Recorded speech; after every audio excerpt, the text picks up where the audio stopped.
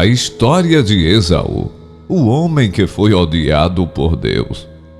Esaú, um homem marcado por escolhas equivocadas, conflitos familiares e reviravoltas inesperadas, foi alvo da antipatia divina e deixou sua marca na história, através de uma lição singular sobre livre-arbítrio, justiça divina e o verdadeiro significado da fé. Se tudo tivesse ocorrido conforme suas expectativas, teria sido o patriarca dos israelitas. No entanto, sua trajetória tomou um rumo distinto. Esaú personificava o que hoje chamamos de despreocupação. Valorizava a liberdade da vida ao ar livre e não levava a vida muito a sério. Essa postura descontraída e relaxada acabou sendo a causa de sua trágica queda. Primogênito dos gêmeos de Isaque e Rebeca, Esaú rapidamente se tornou o favorito do pai, neto de Abraão e irmão mais velho de Jacó. Durante a gravidez de Rebeca, ela enfrentou dificuldades e Deus lhe revelou que em seu ventre haviam duas nações, com a mais forte servindo a mais fraca. O nome dado a Esaú significa peludo, enquanto Jacó, ao nascer, recebeu o nome que significa usurpador. Essa narrativa do nascimento dos gêmeos serviu como uma profecia do que viria a acontecer em suas vidas. Gênesis capítulo 25, versos 25 a 28. Esaú, ruivo e coberto de pelos, nasceu primeiro, seguido por Jacó, que segurava o calcanhar do irmão. Isaque tinha 60 anos quando Rebeca deu à luz. Os meninos cresceram e Esaú se tornou um caçador habilidoso, um homem do campo, enquanto Jacó era mais tranquilo e preferia viver em tendas. Isaque amava Esaú por suas habilidades de caça, mas Rebeca amava Jacó. Gênesis capítulo 25, versos 29 a 34. A história continua, com Jacó cozinhando um guisado quando Esaú, exausto do campo, retorna. Esaú, faminto, pede a Jacó um pouco do caldo vermelho e por isso adquire o nome de Edom. Essa breve introdução revela os destinos intrincados e entrelaçados dos irmãos Esaú e Jacó. Jacó propõe a Esaú: vende-me hoje a tua primogenitura. A resposta apática de Esaú foi: estou a ponto de morrer, de que me servirá a primogenitura? Jacó então exigiu um juramento imediato, e Esaú, impulsivamente, jurou vender sua primogenitura. Jacó ofereceu pão e guisado de lentilhas, que Esaú consumiu rapidamente. Esaú, desprezando sua primogenitura em troca de uma refeição, não percebeu as consequências irreversíveis de sua decisão impulsiva. Além disso, Esaú escolheu uma esposa que desagradou seus pais, demonstrando sua atitude cética e indiferente. Fugindo para o Egito, ele se casou com uma mulher que era filha de Ismael. As escrituras destacam a desaprovação de seus pais por suas decisões matrimoniais. O texto bíblico continua descrevendo Esaú tomando outra decisão precipitada ao se casar com Judite, filha de Beeri. Quando Isaque, já idoso e quase cego, chamou Esaú para caçar e preparar seu prato favorito, Rebeca, a mãe de Jacó, interveio. Ela ordenou a Jacó que preparasse um prato especial com 2 cabras do rebanho. Jacó, preocupado com a diferença física entre ele e Esaú, foi persuadido por Rebeca a seguir suas orientações. Seguindo o plano de Rebeca, Jacó preparou o prato, vestiu as roupas de Esaú e cobriu os braços e o pescoço com a pele das cabras. O episódio revela a complexidade das relações entre os irmãos e as consequências das escolhas irrefletidas na trama envolvente desses personagens bíblicos. Jacó levou a comida ao seu pai, que perguntou: "Quem és tu, Esaú ou Jacó?" Jacó respondeu: "Eu sou Esaú, teu primogênito. Fiz o que me disseste. Aqui está o prato. Senta-te e come para que me abençoes." Ao ouvir isso, Esaú soltou um grito forte e amargo, implorando a seu pai por sua bênção. No entanto, Isaque explicou que Jacó o havia enganado e recebido a bênção. Esaú se arrependeu de ter perdido a bênção 2 vezes e perguntou a seu pai se havia alguma bênção para ele. Isaque respondeu que já havia abençoado abundantemente a Jacó, dando-lhe muito grão e vinho. Esaú suplicou novamente por uma bênção, mas Isaque disse que só havia uma. Esaú chorou, e seu pai predisse que ele viveria longe das riquezas e da abundância, servindo a seu irmão. Esaú começou a odiar Jacó e planejou vingança, decidindo matar seu irmão. Quando Rebeca soube dos planos de Esaú, alertou Jacó, instando-o a fugir imediatamente para seu irmão Labão em Harã. Lá ele deveria permanecer até que a ira de Esaú se acalmasse. Rebeca não queria perder seus 2 filhos no mesmo dia e expressou sua desaprovação em relação às mulheres da terra em que viviam. E Jacó seguiu o conselho de sua mãe e partiu para Harã, iniciando uma fase de acontecimentos significativos em sua vida. Esaú percebeu que seu pai Isaque havia abençoado Jacó e o enviado para buscar esposa em um lugar distante. Advertiu Jacó para que não escolhesse esposa entre as filhas dos cananeus. Jacó obedeceu a seus pais e partiu. Esaú descobriu que as filhas dos cananeus não eram do agrado de seu pai Isaque. Então Esaú foi a Ismael e se casou com Malate, filha de Ismael e irmã de Nebaiote, além das esposas que já tinha. Gênesis capítulo 28, versos 6 a 9. Mais tarde, Jacó deixou sua casa e foi viver com seu tio. Anos mais tarde, ao retornar a Canaã, temeu que seu irmão Esaú fizesse mal a ele e a seus filhos.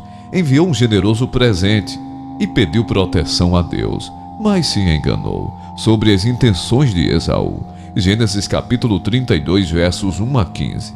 Enquanto continuava seu caminho, anjos de Deus apareceram e Jacó reconheceu o acampamento de Deus, chamando o lugar de Manaim. Jacó enviou mensageiros para informar Esaú de sua chegada, esperando uma recepção amistosa. Gênesis capítulo 32, verso 15. Os mensageiros retornaram e informaram a Jacó que Esaú estava a caminho com um exército de 400 homens. E Jacó ficou muito assustado quando ouviu a notícia e decidiu dividir sua família, rebanhos e camelos, em 2 grupos. Pensou que se Esaú atacasse um grupo, talvez o outro pudesse escapar. Gênesis capítulo 32, versos 6 a 8. Então Jacó orou a Deus, o Deus de seu avô Abraão e de seu pai Isaque. Jacó pediu a Deus que o livrasse das mãos de seu irmão Esaú, pois temia um ataque às suas esposas e filhos. Deus havia prometido tratá-lo com bondade e fazer com que sua descendência fosse tão numerosa como a areia do mar. Jacó passou a noite ali e preparou presentes para enviar a Esaú, entre eles cabras, ovelhas, camelos, vacas e outros animais. Jacó estava preocupado com Esaú, mas quando se encontraram, Esaú o cumprimentou como se nada tivesse acontecido. Esaú não tinha intenção de manter a animosidade. Jacó ordenou sua família, colocando as concubinas e os filhos à frente, seguidas por Lia e seus filhos, e Raquel e José. No final, Jacó se aproximou de Esaú e se curvou 7 vezes diante dele. Esaú recebeu com abraços e lágrimas. Esaú perguntou sobre as pessoas e o gado, e Jacó explicou que eram presentes para ganhar sua amizade. Esaú inicialmente recusou, mas Jacó insistiu, explicando que ver o rosto de Esaú era como ver o rosto de Deus, já que Esaú recebeu gentilmente. Esaú acabou aceitando o presente. Esaú disse: "Sigamos em frente, eu seguirei na frente." No entanto, Jacó respondeu: "Meu senhor, podes ver que algumas das crianças são muito pequenas, e as ovelhas e as vacas têm suas crias. Se as levarmos muito rápido, mesmo que seja por um dia, todos os animais podem morrer. Por favor, meu senhor, vá em frente e nós os seguiremos lentamente, respeitando o ritmo confortável para o gado e as crianças. Nos encontraremos convosco em Seir." Esaú concordou e disse: "Bem, mas deixe-me pelo menos designar alguns dos meus homens para guiá-lo e protegê-lo." Jacó respondeu: "Isso não é necessário. basta ter sido bem recebido por ti, meu senhor. Então Esaú retornou pelo mesmo caminho por onde havia vindo. Por outro lado, Jacó continuou sua jornada até Sucote, onde construiu uma casa e fez refúgios para seu gado. Por isso, o lugar foi chamado de Sucote, que significa refúgio. Mais tarde, tendo viajado desde Padã-Arã, Jacó chegou são e salvo à cidade de Siquém, na terra de Canaã, onde acampou fora da cidade. Tanto Jacó quanto Esaú prosperaram muito com filhos, posses e gado, mas viveram em lugares separados. Deus os abençoou abundantemente. A descendência de Esaú é conhecida como os Edomitas, e a região onde habitavam, montanhas rochosas ao sul do Mar Morto, ficou conhecida como Edom. Infelizmente, os descendentes de Esaú e os descendentes de Jacó, os israelitas, nunca se deram bem. Os edomitas eram pagãos, enquanto os israelitas seguiam a Deus, o que desencadeou conflitos. Os profetas Jeremias e Obadias disseram que Deus traria desastres sobre Edom e que seria destruída. Obadias capítulo 1, verso 1, Jeremias capítulo 49, verso 8. Os descendentes de Esaú, chamados Edomitas, frequentemente se opuseram e lutaram contra Israel. O conflito entre esses dois grupos foi caracterizado pela hostilidade, influenciada por suas diferentes crenças religiosas. No livro de Obadias, capítulo 1, versículo 11, Deus expressa seu desagrado com Edom pela perseguição e falta de compaixão para com seu irmão Israel. O profeta Obadias, nos versículos 9 a 14, adverte que Edom será aterrorizada e exterminada devido à sua violência contra Jacó e Israel. Edom ficará coberta de vergonha e eliminada permanentemente por se opor a Israel. Mesmo durante o período em que estrangeiros capturaram seus exércitos e saquearam Jerusalém. Obadias critica Edom por se regozijar com a desgraça de seu irmão, pela satisfação durante a destruição de Judá e por participar ativamente da calamidade de Israel, o que resultou na rendição dos sobreviventes durante o tempo de problemas. As lições que podemos extrair da vida de Esaú são que ele demonstrou maior preocupação por assuntos mundanos do que por coisas divinas, priorizando a satisfação de seus desejos físicos em detrimento das bênçãos de Deus. O escritor de Hebreus o descreveu como um exemplo negativo de maldade. Hebreus capítulo 12, versos 16 e 17.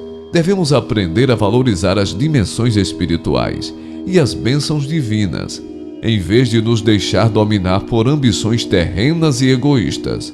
É crucial que tomemos decisões sábias e busquemos a vontade de Deus acima de tudo. Esaú trocou sua primogenitura por uma única refeição, e quando mais tarde desejou a bênção de seu pai, foi rejeitado.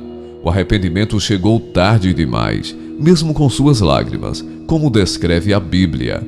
O que Esaú considerava alegria, acabou sendo imoralidade sexual e impiedade. Isso destaca a ideia de que nossas ações têm consequências duradouras, mesmo quando reconhecemos nossos erros.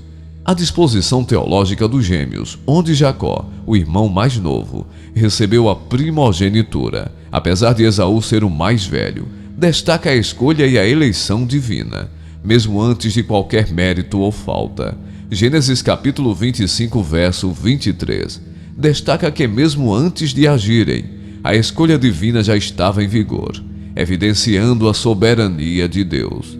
A soberania e a escolha de Deus são imutáveis, como expresso na passagem que diz: amei a Jacó, mas aborreci a Esaú. Romanos capítulo 9, verso 13.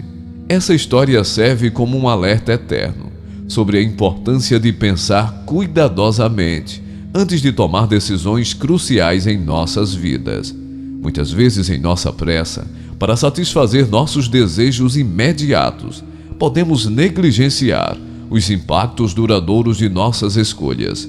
Esaú, ao ceder à tentação momentânea, perdeu algo de inestimável valor: Sua história nos lembra que a impulsividade pode ser custosa e que devemos cultivar a capacidade de considerar as consequências de nossas ações.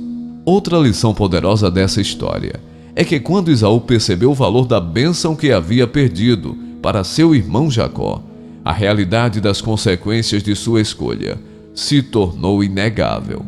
Em vez de ceder à amargura ou à ira, Esaú surpreendeu a muitos ao aceitar as consequências de suas próprias decisões.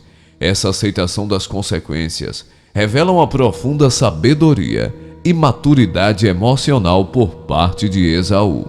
Em um mundo onde muitos procuram culpar os outros ou as circunstâncias por suas desvantagens, a atitude de Esaú ressalta a importância de enfrentar de frente as ramificações de nossas decisões.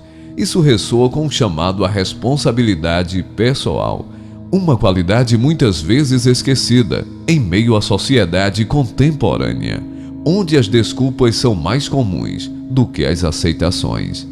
Quando observamos a atitude de Esaú em relação às consequências de suas ações, nos deparamos com a realidade de que nossas decisões têm poder e que a responsabilidade por elas é inalienável. Não podemos escapar das ramificações de nossas decisões, mas podemos controlar como reagimos a elas. Aceitar as consequências é um passo crucial para o crescimento pessoal e o desenvolvimento da resiliência.